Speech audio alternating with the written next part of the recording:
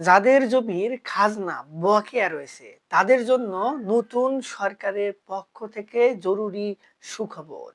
সুপ্রিয় ভিউয়ার্স, এই সুখবরটি কি, কিভাবে বাস্তবায়িত হবে এবং ভূমি মালিকরা এক্ষেত্রে উপকৃত হবেন কিনা, আজকের এই ভিডিওটিতে এই সংক্রান্ত বিষয়গুলো নিয়েই বিস্তারিত আলোচনা করব।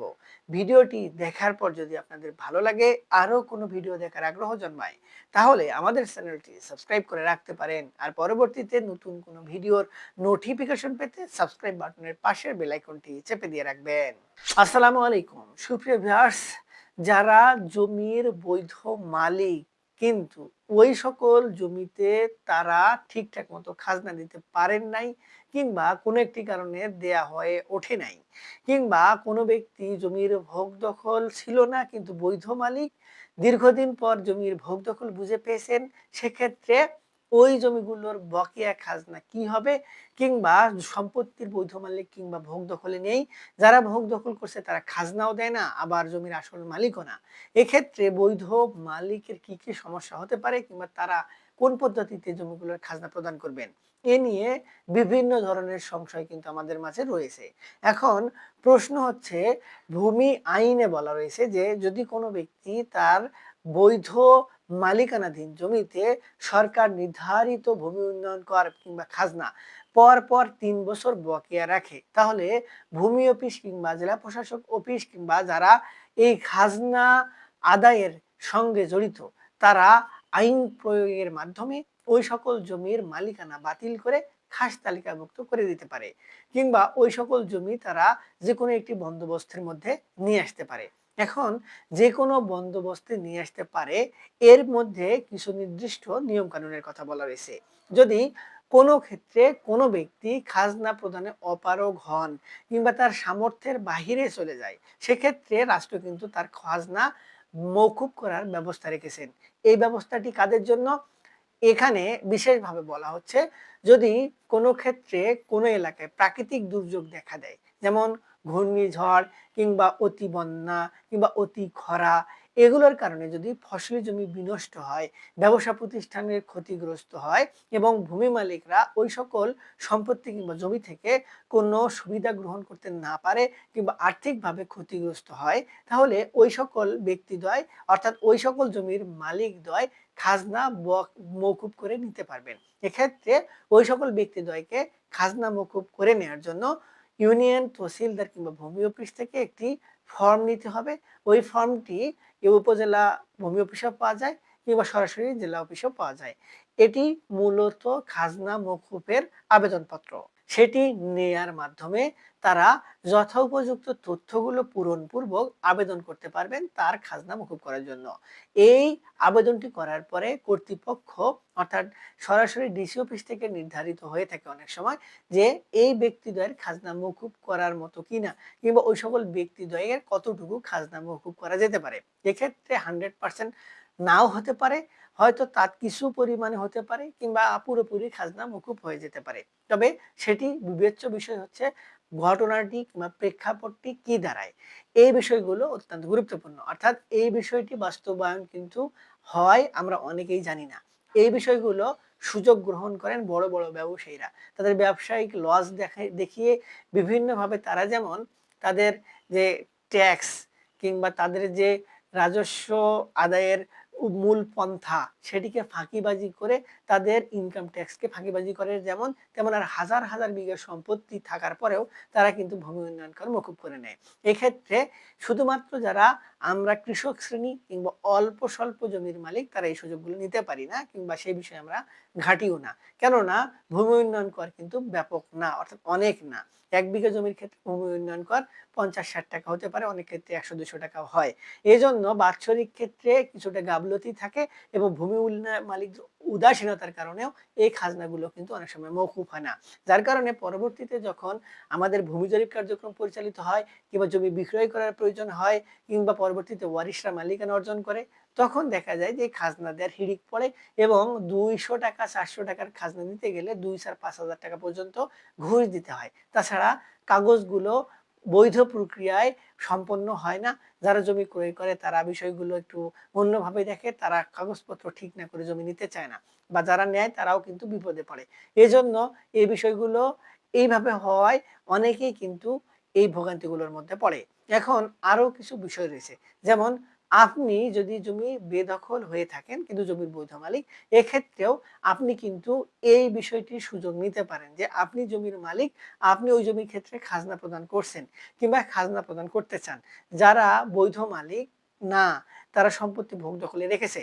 এই সকল ব্যক্তিদ্বয়কে এই খাজনা প্রদানের মাধ্যমে অবৈধ বলে বিবেচিত করাও যেতে পারে। যদি কোনোভাবে আপনারা এই বেদখল হয়ে থাকা জমিতে আপনারা বৈধ মালিক সেজে খাজনা প্রদান করতে চান কিংবা করে ফেলতে পারেন, তাহলে পরবর্তীতে এই জমিগুলোর থেকে তাদেরকে উচ্ছেদ করতে বা জমিগুলোর ভোগ দখল উদ্ধার করতে আপনার কিন্তু এই খাজনা প্রদানের কাগজটি অত্যন্ত গুরুত্বপূর্ণ একটি দলিল হিসেবে উৎসাহিত কিংবা সামনে আপনি উপস্থাপন করতে পারবেন।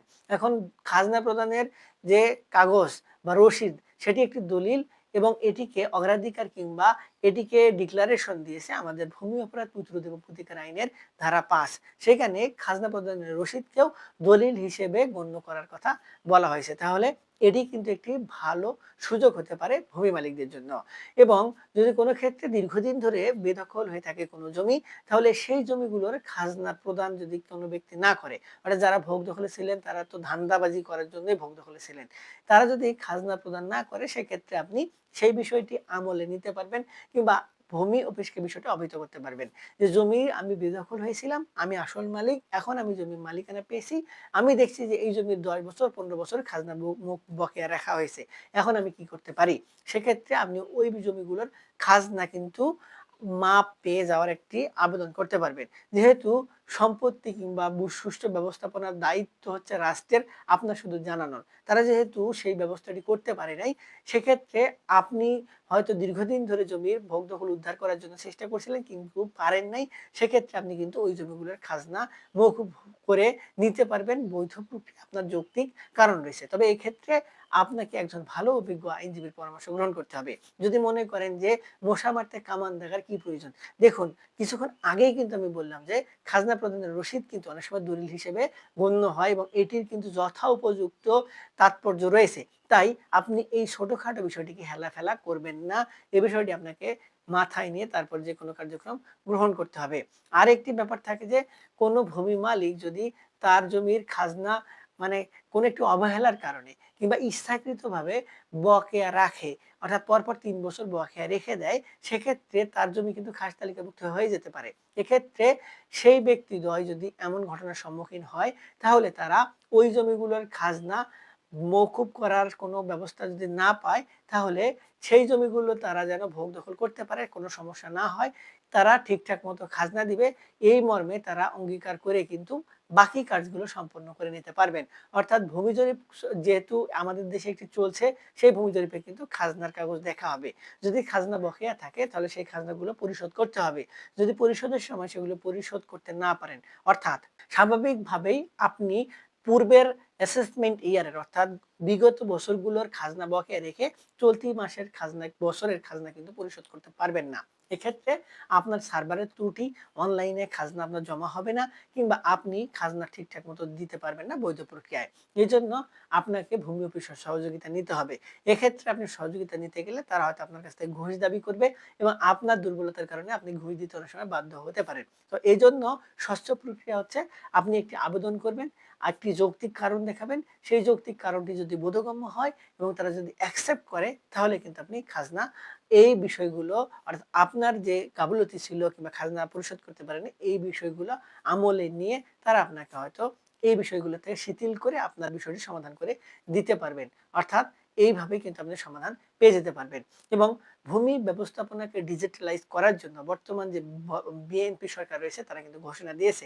যদি সেই কার্যক্রমটি হয়ে থাকে, তাহলে যাদের খাজনা বকেয়া রয়েছে, তারা এই ডিজিটালাইজের আওতায় আসতে গেলে এই ডকুমেন্টগুলো যেহেতু ক্লিয়ার করতে হবে, তাই আপনাদের জন্য সুখবর হতে পারে যে বিগত দিনের যে অরাজকতা রয়েছে, খাজনা বকেয়া রয়েছে, সেগুলোকে সমাধান কিংবা বিশেষ বিবেচনায় সেগুলোকে সুষ্ঠু সমাধানের জন্য ভূমি মালিকদের যত ধরনের অরাজকতা রয়েছে, তাদের যদি দোষ থাকেও সেগুলো মওকুফ করে নির্দিষ্ট কিছু শর্ত আরোপের মাধ্যমে তাদের সহজভাবে এই বিষয়গুলো বাস্তবায়নের জন্য হয়তো উদ্যোগ গ্রহণ করা হতে পারে। তাই এই বিষয়টি যারা খাজনা বকেয়া রেখেছেন তাদের জন্য একটি সুখবর হিসেবে হয়তো সামনে আসতে যাচ্ছে। সুপ্রিয় ভিউয়ার্স, আশা করি ভিডিওটি ১ম থেকে শেষ পর্যন্ত যারা দেখেছেন, যাদের খাজনা বকেয়া রয়েছে এবং বিভিন্ন কারণে রয়েছে, তারা একটু হলেও সমাধান কিংবা উপকার পাবেন কিংবা পেতে যাচ্ছেন। সুপ্রিয় ভিউয়ার্স, এই সংক্রান্ত বিষয় নিয়ে যদি আপনাদের আরো কোনো কিছু জানার থাকে, বোঝার থাকে, আমাদের সঙ্গে যদি যোগাযোগ করতে চান, আমাদের ভিডিওর নিচে কমেন্ট বক্স রয়েছে, সেখানে কমেন্টস করবেন। আমরা আপনাদের সঙ্গে যোগাযোগ করার চেষ্টা করব। আজকে এ পর্যন্তই। দেখা হবে সামনে নতুন কোনো ভিডিওতে। ততদিন পর্যন্ত ভালো থাকবেন। ধন্যবাদ।